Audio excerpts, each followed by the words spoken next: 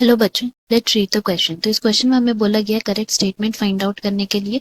Now statements जो हमें दिए गए हैं दे आर, ए में बोला है small part of activated sludge is pumped back into the aeration tank. B में है small part of the activated sludge do not serve as the inoculum. C में है activated sludge absorbs pathogenic bacteria which is present in wastewater while sinking to the bottom of the settling tank। और D में है both 1 and 3 are correct। Now इस question की अगर हम की कॉन्सेप्ट के बारे में बात करते हैं देन यहाँ हमारा की कॉन्सेप्ट क्या हो जाएगा, use of microbes for sewage treatment.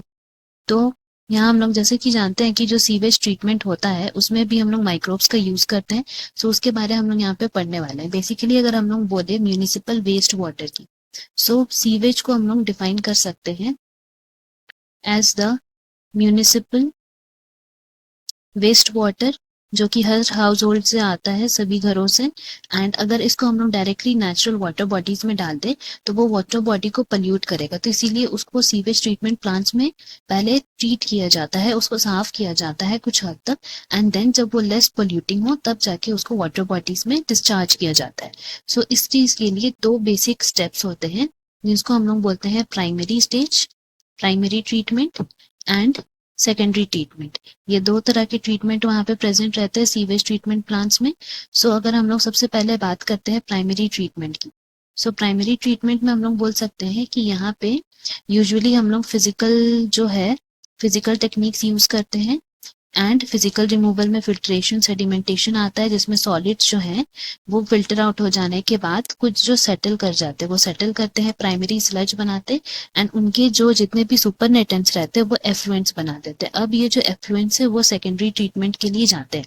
सो हम लोग लिख सकते हैं कि जैसे ही ये सारे एफ्लुएंट्स सेकेंडरी ट्रीटमेंट के लिए जाते हैं then they are discharge into large aeration tanks. बड़े बड़े एरेशन टैंक्स में जो प्राइमरी ट्रीटमेंट से जितने भी एफ्लुएंट आए हैं उनको डाल दिया जाता है। एंड यहाँ से फिर क्या होता है, लार्ज एरेशन टैंक में आने के बाद उनको कॉन्स्टेंटली एजिटेट किया जाता है, मतलब बार बार मैनुअली उसको मिलाया जाता है। तो हम लोग यहाँ लिख सकते हैं उसके बाद क्या प्रोसेस होता है, कॉन्स्टेंट एजिटेशन का। ये कॉन्स्टेंट एजिटेशन करने से क्या होता है कि यहाँ पे एरोबिक माइक्रोब्स का ग्रोथ होता है। तो हम लोग यहाँ लिख सकते हैं this leads to growth of aerobic microbes. And ये जो एरोबिक माइक्रोब्स उभरते हैं वो फिर क्या करते हैं कि इसमें बैक्टीरिया एंड फंजाई प्रेजेंट रहते हैं, एंड ये फिर रिस्पॉन्सिबल है to consume all the organic matter. जितने भी ऑर्गेनिक मैटर्स हैं उन सबको कंज्यूम करते हैं, जिसकी वजह से क्या होता है कि there is reduction in the oxygen demand. तो हम लोग यहाँ लिख सकते हैं this leads to reduction of biochemical oxygen demand. And जैसे ही बायोकेमिकल ऑक्सीजन डिमांड जो है वो रिड्यूस हो जाता है तब इन सबको फिर कहाँ भेज दिया,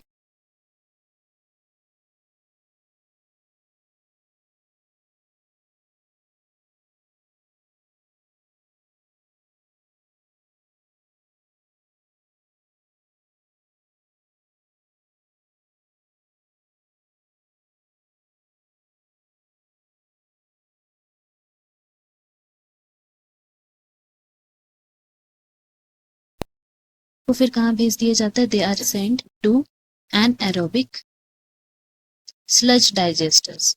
एंड ये जो एनाएरोबिक स्लज डाइजेस्टर्स है उसमें क्या होता है, यहाँ पे बेसिकली क्या प्रेजेंट रहते हैं, एनाएरोबिक माइक्रोब्स, ये सब प्रेजेंट रहते हैं। एंड ये क्या करते हैं, फिर जो रिमेनिंग बैक्टीरियाज एंड फंजाई है जो एरोबिक थे उनको पूरी तरह से ये डाइजेस्ट कर लेता है। एंड फिर यहाँ से फिर क्या होता है, there is production of biogas. And biogas में कौन कौन से गैस प्रोड्यूस होते हैं, they are basically methane, hydrogen sulphide and carbon dioxide. तो ये सब गैस प्रोड्यूस होते हैं। So this was the whole process.